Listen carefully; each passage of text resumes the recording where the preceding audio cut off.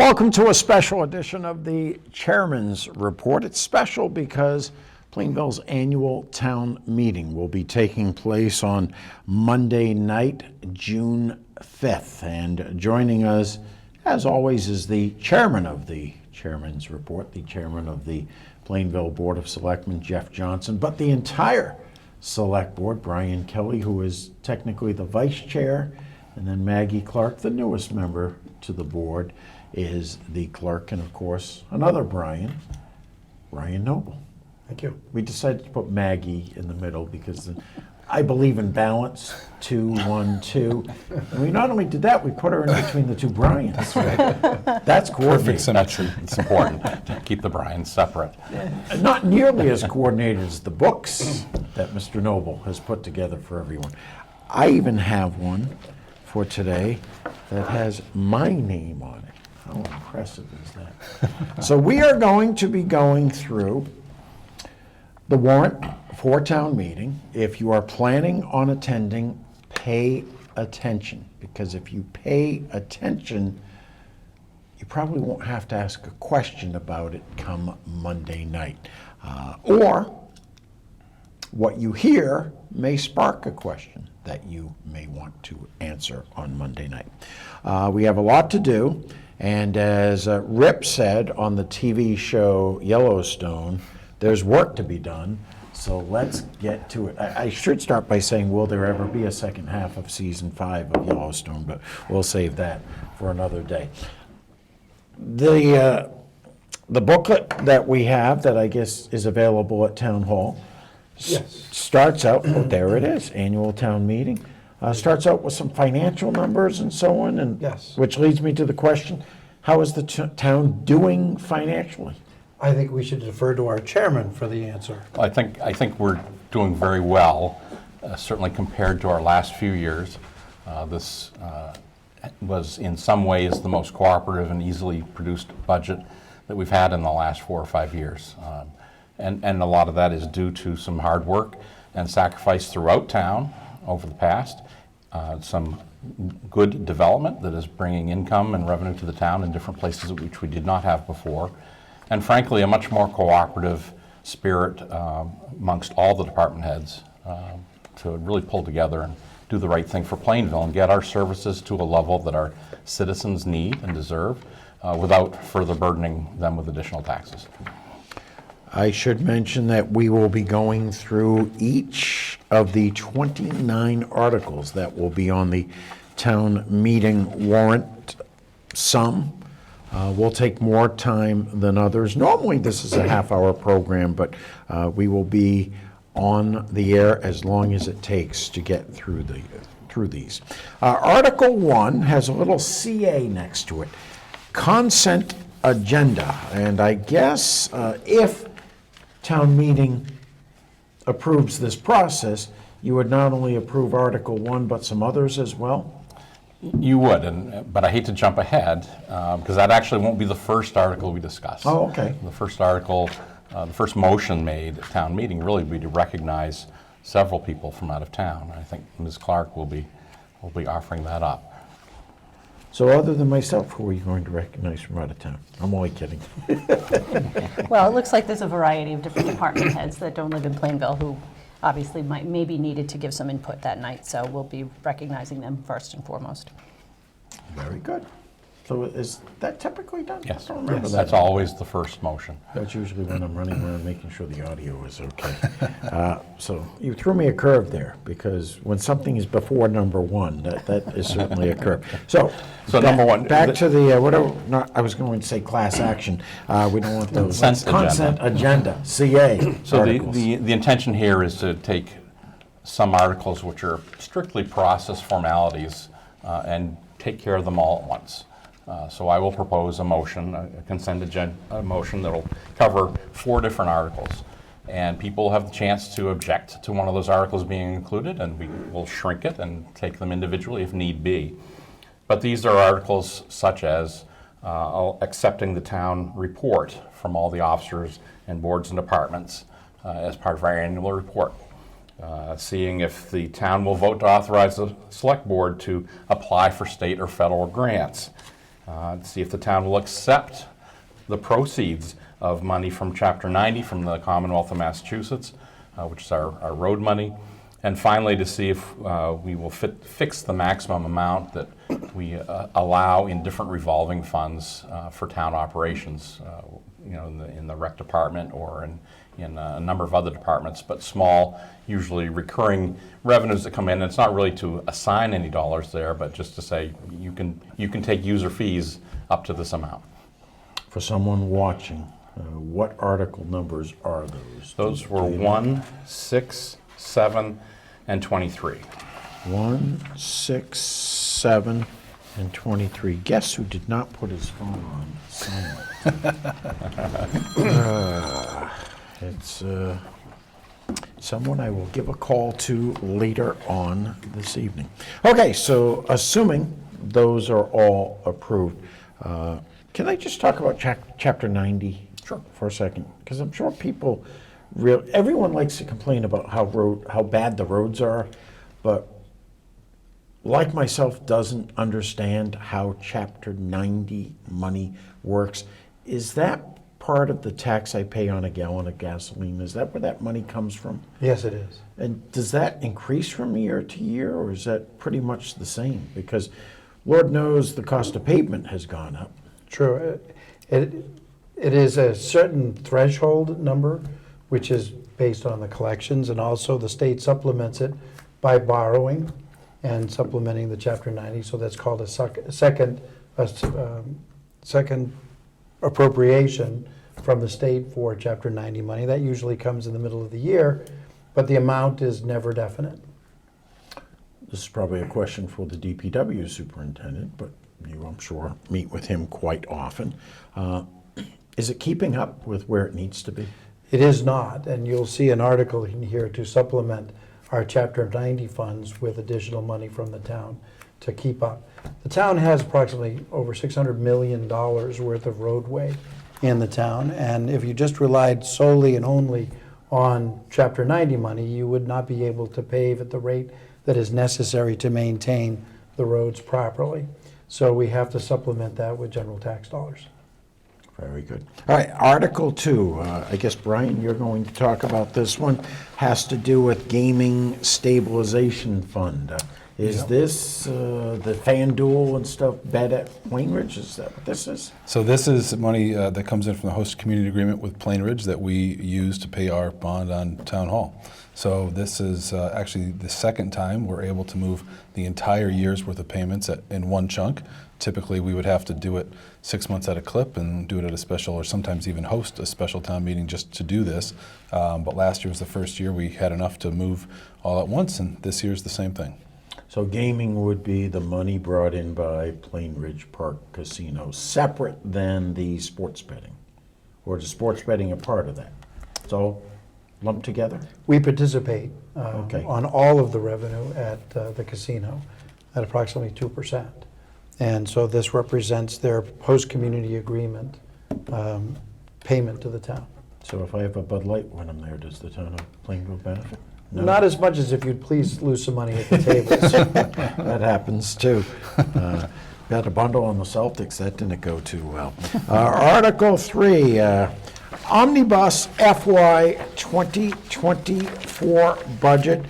This is the town budget for fiscal year 2024. Who wants to take a crack at this one? Well, this is the Finance Committee that normally Oh, makes the okay. presentation because the Finance Committee worked all year to put this together. So we'll Mark take credit for Johnson their would- work. would Mark present it. Johnson. Okay, Yes. but we don't have enough room at the table, sorry, Mark. We've run out of table space. So this is the operating budget for the town, exclusive of water and sewer, solid waste, and I'm missing one of our enterprise funds. Cable television. Cable television. So consequently, this is the operating budget, includes schools, highway, police, fire, town hall, payment to elected officials, et cetera. So our operating budget proposed for town meeting this year is $40 million. How does that compare to past years? Well, last year's was 37 million, so Okay. we're up a little bit, and that's primarily because we are benefiting from the increased local new growth, From the policies directed by the Board of Selectmen and the assistance of the Planning Board, we have expanded our footprint in commercial and industrial property, and this has contributed to the tax revenue that we are collecting, but not balanced on the homeowners. Have any of you ever had a resident say, you're going from 37 million to $40 million, I thought it's capped at 2.5% a year? Yes. What do you say to those people? You try and explain to them what the 2.5% really means. It's 2.5% on your existing property tax, whatever is across the town at the beginning of the year, but you get to add, if you have new growth, a new building, a new plant, a new factory, a new business comes in, a new house comes in, that's additional, so that doesn't count against your 2.5%. So when we do have a nice chart in the beginning, I think, of the warrant that shows how that levy gets calculated. It takes last year's levy limit, adds 2.5%, adds the new growth, and comes up with a new total. So that would be on page 5 of the booklet, which is available at Town Hall, also available online, Also available on the website, yes. under, because I couldn't find it. Newsflash on the front page. So there's, First article. I saw a calendar and I missed Newsflash, you know. Unless it was blinking and shining lights on me, I miss everything. But it's right next to the word calendar, above calendar, Newsflash, and the first item is this, and it breaks it down exactly to the penny. It does. Article 4, Finance Committee's recommendations.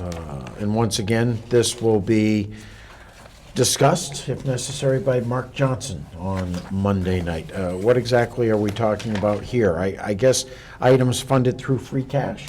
These are all items are funded through free cash, and these are the capital purchases of the town for next year, which include police cruisers, portable radios for the police department, taser replacements. So just to give you an idea, we're going to Generation 7 on our tasers. We've had Generation 3 for many years.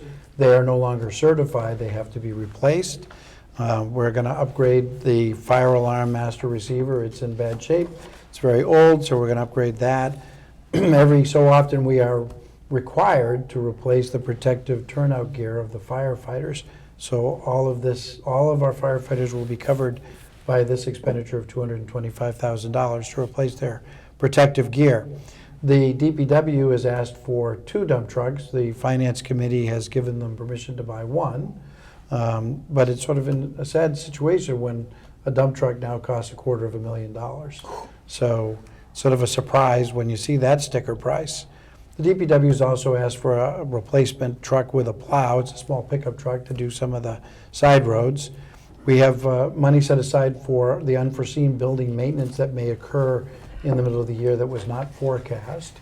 We're also replacing the pool cover. Something as small as the pool cover is also voted by town meeting.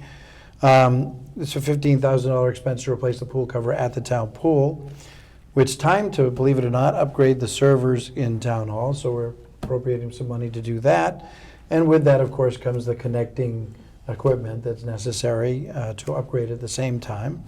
And somewhat of a surprise to many people is some of our computers now in town hall are 7 and 8 years old, and we're going to have to replace some of our computers. And we're going to try to do that on a rolling basis and not all at once, so it doesn't keep coming back and bite us, but do it on a regular progressive basis.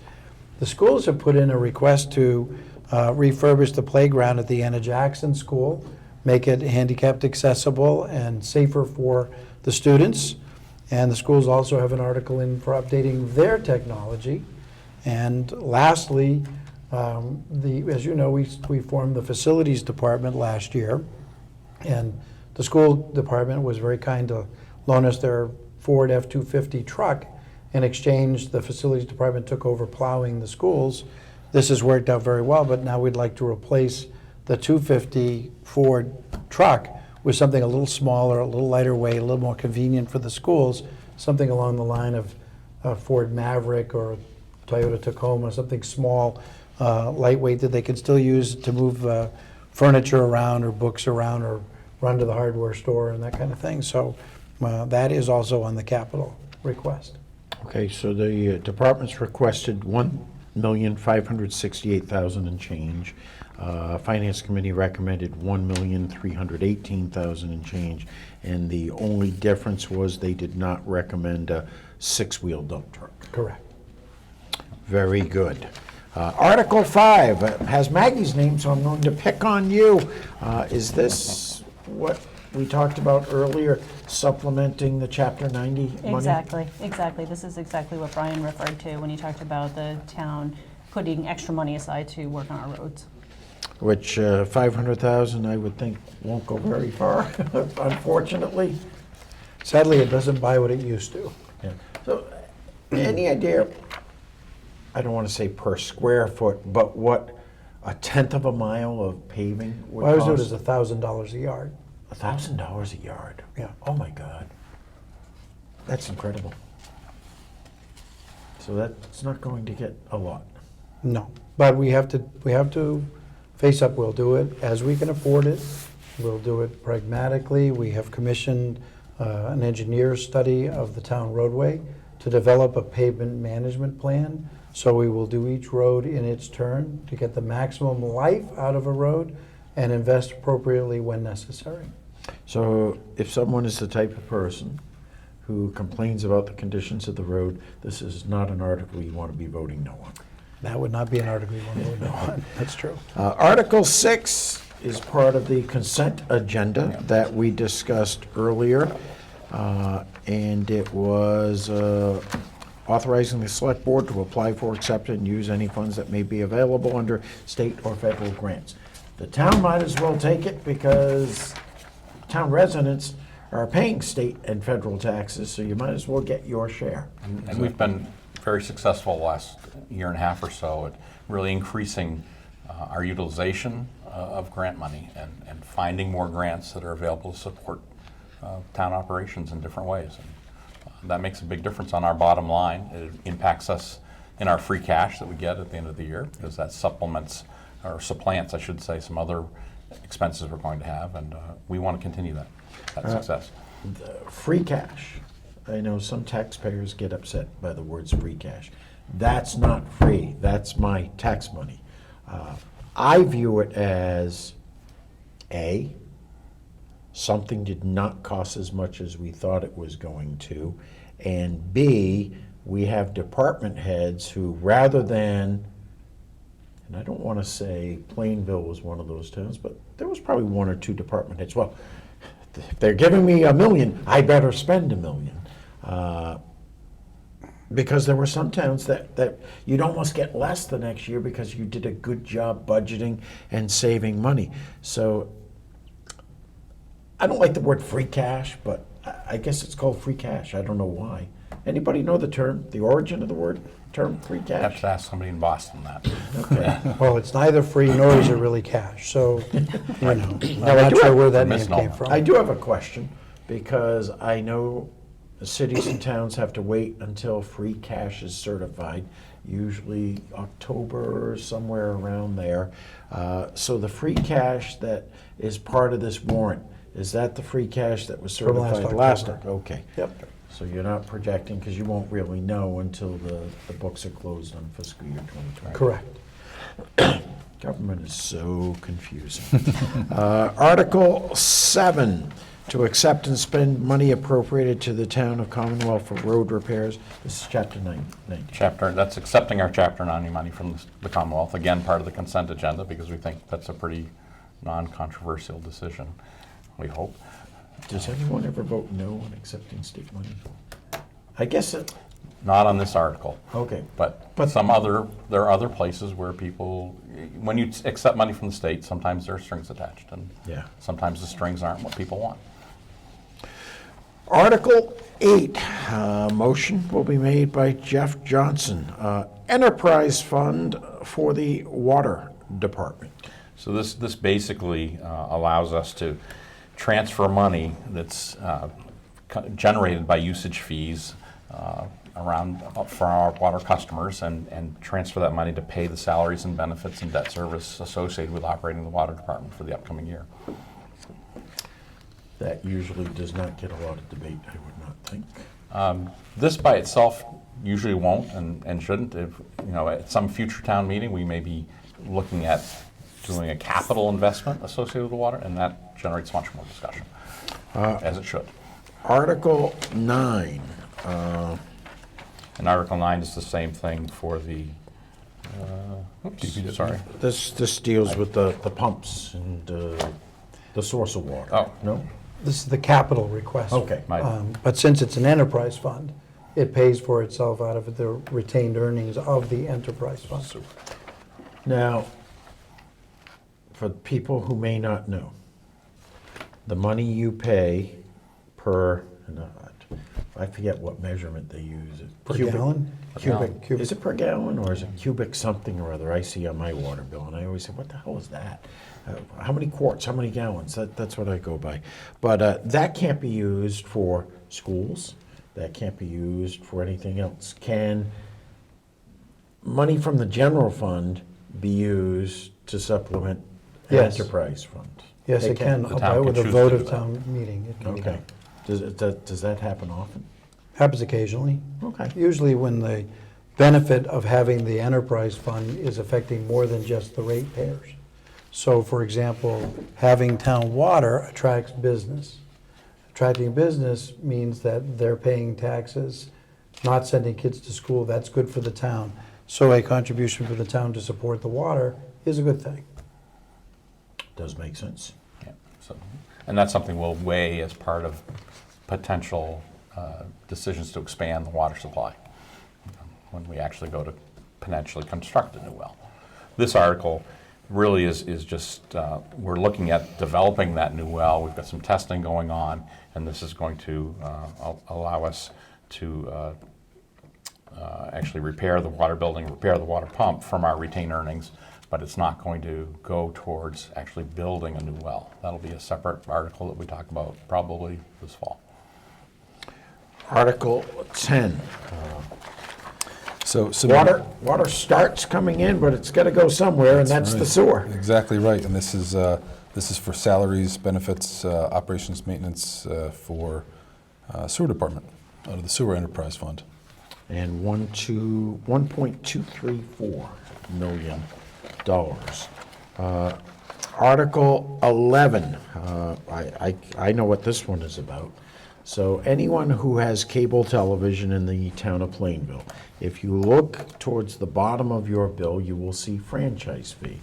And 1% of every penny that is spent on cable television only, if you have the triple play from Comcast, you have the phone, you have the internet, etc., that is not factored in. 1% cable television only. A lot of people don't know this, but when you see the ads from, for some reason, I see ads from Rhode Island businesses during a Red Sox game or something like that, that is also factored into the money that the town gets to fund North TV. So it's an enterprise fund, which means what is paid in by cable subscribers goes back to provide programming for cable subscribers. No different than water, no different than sewer, and you can tell that I'm setting myself up for something later on, but it's an enterprise fund, plain and simple. And Maggie, you get to make that motion. By Joe Marino, member of the FinCom. Article 12, to see if the town will vote to appropriate a sum or sums of money to operate solid waste enterprise fund. This is trash and recycling. Correct. Plain and simple. Is this a new not budget, new contract year? It is, and it has been surprisingly well debated on Facebook. But this is how we pay for the trash. The user fees come in, and then we pay it out to the trash company to pick up the trash. Now, I am going to say this tongue in cheek. The reason for the debate on Facebook is because you guys are going to those thimble trash bins. They're so damn small. That was the case in Attleboro 4 or 5 years ago. I received mine. I was like, you're not going to be fit. You can fit a lot in those. They're much bigger than they look. So the trash will be 35 gallons and the recycle is 64 gallons. It'll be picked up every week. There's no more buying stickers except for your overflow. So consequently, yes, the price is going up, but what in 5 years hasn't gone up? And unfortunately, we've seen a narrowing of the competitive market of trash haulers from 37 trash haulers statewide 5 years ago to 6 that service eastern Massachusetts, and 2 of which won't service our community. So we were down to 4 that were solicited, and we were able to get responses from 2, and we selected 1. We were, before we came down to the studio, there's all kinds of recycling items out in what we call the community room here at North TV, because we are producing a series of recycling public service announcements. And what I would like the tagline to be at the end of those public service announcements, but it was poo-pooed by government officials here in North Attleboro, is it's time to put up or shut up. Recycle properly, and the cost of your trash won't skyrocket every time a contract comes up. People do a terrible job recycling, and that drives the cost up. It does, that and the fact that the market is very competitive, but doesn't have a lot of competition per se, and there's been a lot of acquiring by a few firms that are gobbling up the small guy.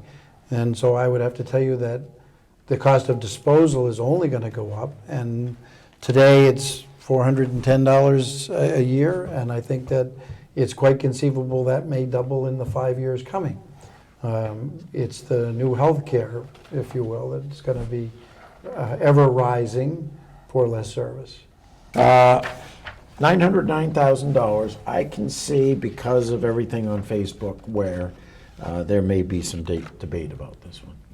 There will be debate, but the reality is this article isn't costing the town budget any money. This is set up as an enterprise fund, and the user fees are what are funding the trash collection. And sadly, in addition to all the reasons Mr. Noble outlined, as we all know who live in Plainville, there are fewer and fewer landfill sites available, and landfill space is getting increasingly more expensive. And I think we have a contract which is competitive or less than most of our surrounding towns that have just negotiated new contracts. So I think it's unfortunate. I wish it was different, but it's not. And from everything that I've read, and I read a great deal about solid waste for some reason, I don't know why, but our relationship with China is one of the reasons. China's not accepting everything like they did before to convert and to make new plastic and so on. So we're collecting it. There's no place to put it. So maybe if our relationships with China were a little bit better. All right, Article 13, Water Enterprise Fund earnings to pay the cost for the current year ban. So we did a major project on Pleasant Street and Grove Street, water main replacement project that was authorized by the town a couple of years ago. And as part of that, we are preparing to put that out for bonding of the full cost of the project.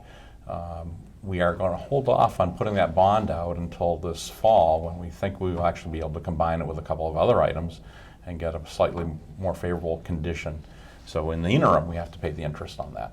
So this is just a transfer of money from the Water Enterprise Fund to pay the interest costs for the bond anticipation note, which is kind of a temporary form of borrowing while we wait for the full bond to be created. For someone who is just watching, they're upset about the trash fees are going up and so on, and really doesn't know a lot about the town. If you buy a house and you don't have a very strong credit rating, you are going to pay a higher interest rate than someone who does, which leads me to the question, bonding. How is the town's bonding rating or whatever it's called? And does the town pay less maybe now than it did years ago? That's our plan, is by this fall. We are in the process of preparing a re-rating, which we expect will improve our bond rating and result in lower borrowing costs going forward, because we have taken steps to increase our stabilization fund, manage our OPEB liabilities, reduce our expenses in appropriate places. And we're in a much better fiscal situation than we were 2 years ago when we were re-rated last. So that's another reason for holding off on bonding this project, is that we can do it with a better interest rate this fall. So how often do you get reevaluated? Automatically about once every 5 years, but by request anytime you want it. And we have requested that we're ready to be re-rated. We believe that we deserve and have earned a better credit rating that we're enjoying at the moment. And so we're going to go through that process in the fall. Does that cost money? No, Really? When you request? I would have thought for sure. no, they do that it's part of the deal. Wow. Wow. That's very good. Keep our fingers crossed. Let's see. Oh, Chapter 40. Money. So that must be money from the state for the schools. The motion will be made by Justin Alexander, who was the fire chief. Now he's the chairman of the school committee. So does the town want state money for schools? I would think yes. The state money for the schools is very important. This article is our own money being set aside for a bill that passed, or a law that passed many years ago, to allow the town to reserve money for special education costs, so that the school budget didn't have to be padded, if you will, for a surprise enrollment. Unfortunately, for some strange reason I still haven't figured out, the state limited that fund at only 2% of the net school spending. So in our case, that's only $182,000, which is somewhat difficult to deal with at the moment, since the state of Massachusetts allowed the out-of-district tuition payments to rise by 14%, but didn't raise the amount of money we could set aside in reserve. So an unfunded mandate, perhaps, but now we have a situation where we need to be prepared to meet the increasing demands of special education. It's not a surprise that we're spending more in special education. Essentially for 2 years, kids really didn't have the opportunity in school that they had previous to COVID. So consequently, we are paying now to catch them up. Every town leader I speak to, not only in North Attleboro and Plainville, and especially the superintendents, the one thing that they just can't budget for and will destroy a budget a couple months into a new fiscal year is the surprises of special education, especially out of district. So this is a way of reserving for it, but you'll notice that this article, 14, is a partner article to 15, which is a supplemental $200,000 in special education, because we're limited in the first article with the 2%. Second article, we're not limited, so we can put an article aside to put another $200,000 aside to build a proper reserve for special education. a way of getting around it, maybe? It's a way of getting around it. It's disappointing because we brought this to the attention of the state legislature on several occasions, and this was their solution, to just do a supplemental article. Why couldn't you just simply change the 2%? I mean, why even have a limit of any kind? I mean, If the town wants to reserve the money, and it's the town's money, what's the problem? State government.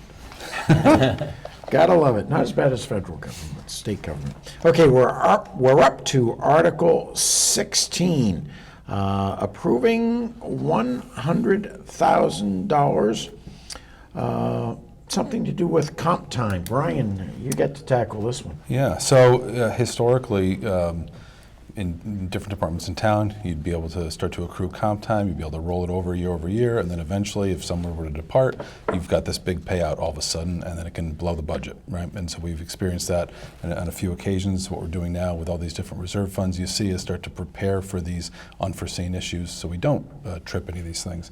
In this case, we've gone through in a number of different negotiations and no longer allow the rollover of comp time, and we're starting to have that get settled up on an annual basis. This is essentially moving from free cash, $100,000, to wipe the current liability clear, and then in future years we should be able to have a reserve set to match whatever may come up. Sounds, once again, another move in the right direction. Article 17, looks to me like you guys are about to pay off a loan or a bond. Well, we are going to avoid taking out a bond. We had Okay. agreed to buy an ambulance a year ago, I think, and so we'd set up a bond anticipation note in anticipation of having to bond it. And instead, we're looking at our free cash situation for this year because we did have an unexpectedly high free cash amount. We have the opportunity to pay off that ambulance in full now and avoid borrowing the money. So that really is a win for us, and it's a good use of the free cash and saves us quite a bit of interest down the road on those payments. Plainville is one of the towns that directly impacts my life. North Attleboro does as well. I live in Attleboro, and all three communities had good years free cash. Anything to do with COVID money, Brian? I think there was some ARPA money this time around that helped replace some of the ARPA, COVID, to me, it's all the same. very different set of rules. Okay. So we've been very fortunate in that, and as Jeff mentioned earlier, the ability of the department heads and town leaders to secure additional grant funding has made a big difference in relieving our budget pressure and creating the surplus of free cash. Article 18 addresses OPEB. I don't know if you guys watch Big Brother, but they have OPEB. But anyway, I'll have to show you. I'll send you a clip of it. You'll know exactly what I'm talking about. I'm sure a few of you do. But anyway, $50,000 for other post-employment benefits trust fund. Very few communities are where they should be as far as OPEB, from what I understand. How is Plainville, and would this $50,000 help? Do you want me to do this? If you want us to start. So the direct answer to the question is, if the town was a normal business, Polaroid, Kodak, Chrysler, that can go out of business and leave an unfunded liability to their retirees, federal government passed a law that said you had to fund your other post-employment benefits. It's a liability and needed to be listed on the financial sheets. Unfortunately, that also includes government, municipalities. We're not going out of business. So consequently, we had been for years on the pay-as-you-go method. Every year there'd be an amount of money that we would pay the money. Now the state has said, or the federal government has said, you will reserve for that.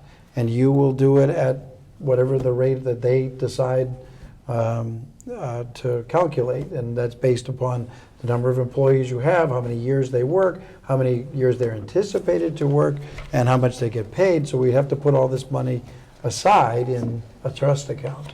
No town, or very few towns, have actually been able to fund it fully. And we are not able to fund it fully, but we do need to pay attention to it. And so while it is listed as a liability in our financial statement, the fact that we are doing something and not nothing is counted in our favor. Eventually, we will have to address it more seriously, but probably when we catch up the Norfolk County Retirement Fund with the extra payments that we're doing with Norfolk County, we will then switch those payments to OPEB and completely liquidate that liability. OPEB must give you guys nightmares. One other point on this one, right, we're moving it from, or we're paying for this from free cash versus taking from stabilization as we had to do in previous years. Okay, so you'd have to borrow from, not borrow, but take from your rainy day account. One pocket to the other versus free cash applied to Which it. the bond rating companies do not like. Correct. So they're going to like this. Yes. Yeah. They should. Article 19 deals with the Community Preservation Act. Maggie, you'll be making this motion. Apparently. So every year we have to designate how the CPC money will be spent, and that's what this article is doing, setting the different percentages for different areas that that money will go to. And it looks like Article 20 is related. Article 20 is related, but different. This is actually a spending article that we're going to spend $34,700 from the CPC money to do some engineering at the Field of Dreams Where is the Field of on Dreams? School Street. Yeah. Why, I've been there, I think. You You go go down the Long into Road, the woods, yeah. yes, okay. I It's have time to been do something with that, and there. It's a beautiful piece of property. this is the first article to be spent from CPA money. This is kind of exciting. Yeah, Yeah. it's a big deal. Once again, another sign Plainville is headed in the right direction. Article 21, Horseshoe Drive. So What our- the hell is Horseshoe Drive? Well, it's a nice little street in Plainville where a number of people are living there, and many of whom did not realize when they moved there probably that they were moving onto a private way and not a town-accepted street. And so this article is intended to accept various pieces of the roadway and actually accept the roadway itself as a town way. And that's an important step. I mean, these residents have been paying taxes just like any other resident of town. They feel entitled to a road that is plowed and maintained and kept up the way most of the other streets in town are. And we agree, and that's why we're putting this motion forward. What sometimes happens is a developer will build a development, and when done properly, as soon as that development's complete, they'll go to the town, and the town will accept the streets because they've been built properly and they've worked together on this. Sometimes a developer, in this case 30 years ago or so, will finish selling their houses and kind of move on without finishing up the paperwork with town. And a roadway isn't actually an accepted street. So I'm committed to accepting more of these streets when they've been designed and engineered properly, and the town can do that. And Horseshoe Drive is another step in that process. I forget the name of the street, but in North Attleboro, off of Route 20, just past Attleboro Farm and Garden, there's that development up there. Yep. And it was a similar situation. The town hadn't accepted it yet, and the neighbors were having all kinds of issues with the street and so on, and plumbing and so on, sewage and so on.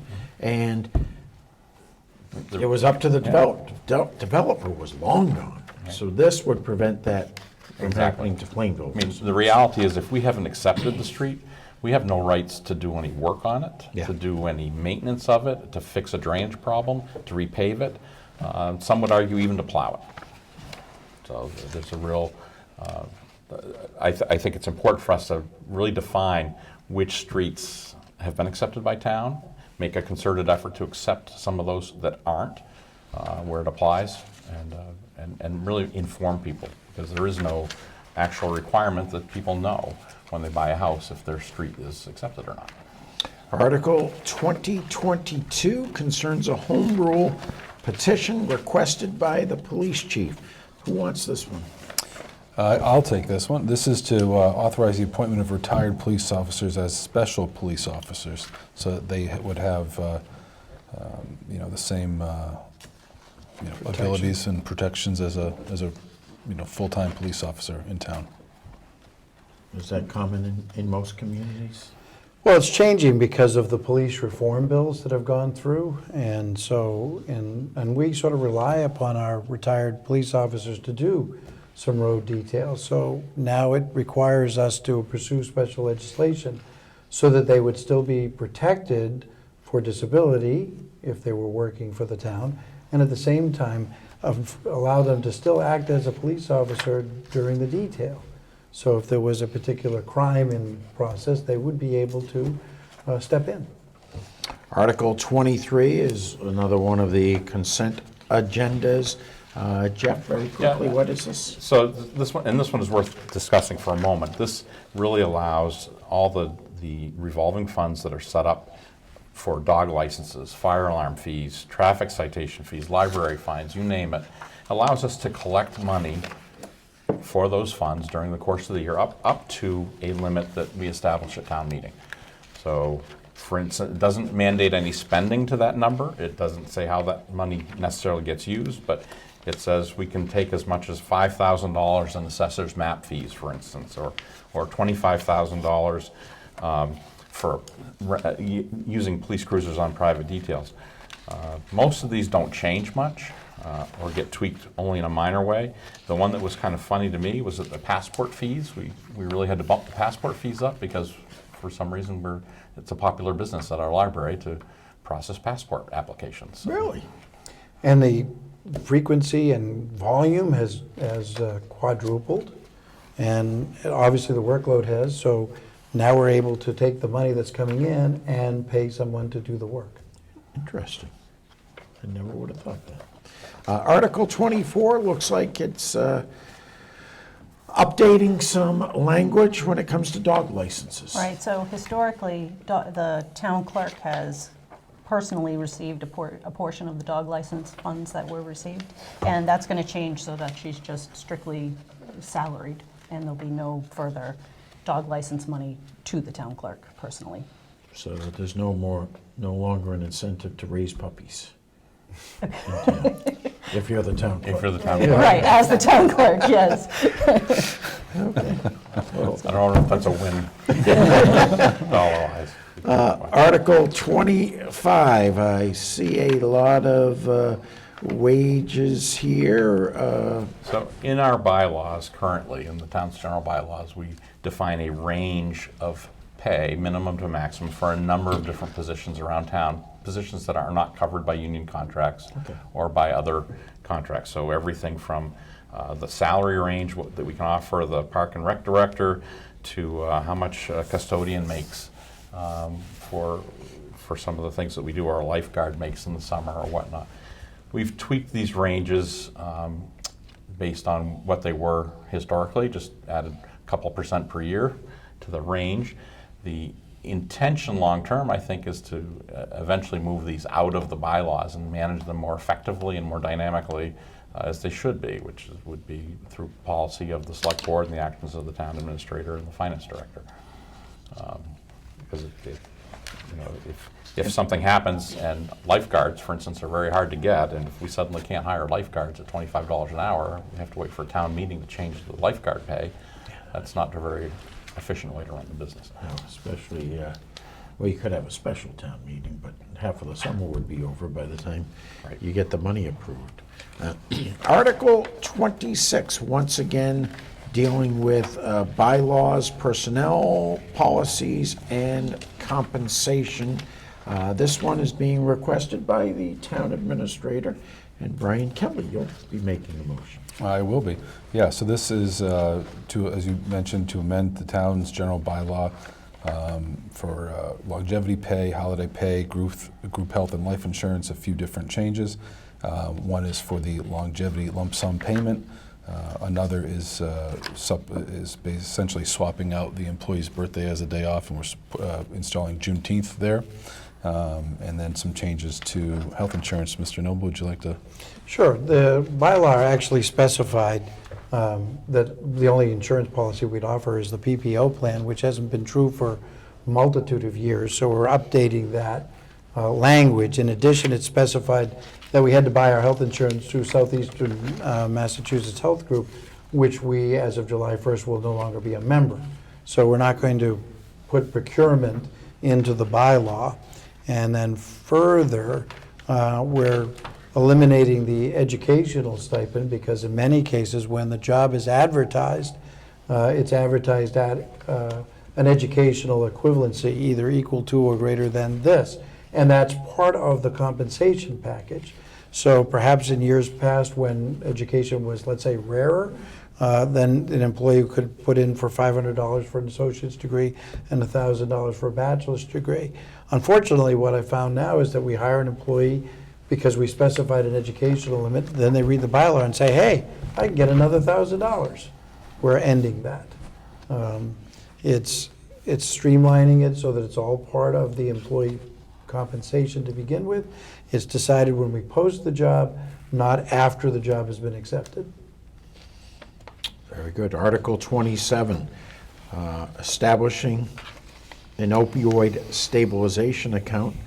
I guess this allows you the money from the class action lawsuit in Correct. Massachusetts. Exactly, just creating that pardon. account so that as we receive those funds, we have a place to put it.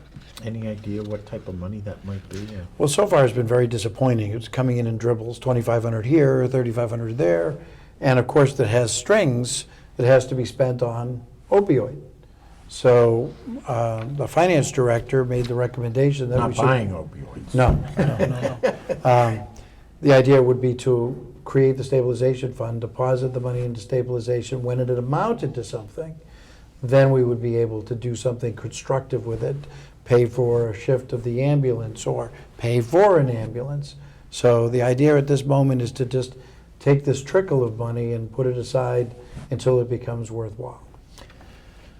Seems to me that a lot of town government and a lot of what is addressed at town meeting is simply a matter of, okay, this is occurring, we need to do this. Oh, but we have to get town meeting approval first. Where in the normal world, whether it's your home or your business, you just do it. But it has to be Well, this done is through proper channels. This is part of the transparency of government. Where did the money come from? Where did the money go? And I don't think this is unreasonable because we will have a balance that is our payment back for the cost of the opioid crisis that occurred. And we'll be able to accrue a fund of money and do something positive with it so that this money will have a positive outcome. That's part of transparency. I don't really have a problem with it. I know, in a council form of government, as North Attleboro has, it's done by council vote instead of town meeting vote. Town meeting is our legislative body. So this is important to explain to those people who care enough to show at town meeting how this works. It's very important. They've all read the newspapers and heard on the news about the opioid crisis and what it's meant, and they've certainly been aware of the lawsuit. Now they actually get to see it coming back to benefit their community. But the point is, this isn't an article to argue over. I mean, it makes sense. As you said, if you can buy an ambulance eventually out of this settlement, then that's money the town doesn't have to bond for or use free cash for. Speaking of free cash, Article 28. Jeff? So we're looking to establish another stabilization account called the Capital Expenditure Stabilization Account. And we had a year where we had more free cash than expected. We've got some available that we're not going to spend buying a second dump truck or other things. But we want to set that aside for a future year, next year, the year after, when maybe we won't have as much free cash, or maybe our capital expenses are higher, or we have a debt service need related to something that we could address with this. So we're proposing that we transfer $911,000 of our free cash into that capital stabilization account. I was at a meeting and I was amazed when I heard a select board chair of a nearby town talk about how they've set up their capital stabilization account, and they have enough money in that to pay their mortgages on some of their new buildings. Wow. And that's how they have planned to stabilize cash flow going forward, so they don't have to rely on variable free cash or other needs to handle those expenses. So this is a big chunk of money. But I think it's an important establishment, not only of the money, but of the fund and of the principle of saying, when times are a little good, like they are this year, we're going to prepare for a tougher time so that we can afford capital expenses down the road.